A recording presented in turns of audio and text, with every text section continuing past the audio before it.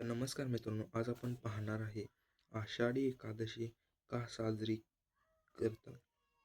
तर आषाढी एकादशी हा भगवान विठ्ठलाच्या भक्तांसाठी अत्यंत पवित्र आणि महत्त्वाचा सण आहे. हा सण आषाढ महिन्यातील शुक्ल पक्षांतील एकादशीला साजरा केला जातो. तर या दिवशी लाखो वारकरी पंढरपूर येथे जाऊन भगवान विठ्ठलाचे दर्शन घेतात.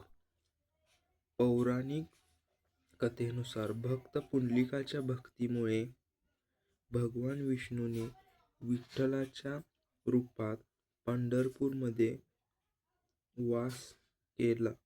त्यामुळे हा दिवस विठ्ठल भक्तांसाठी विशेष मानला जातो.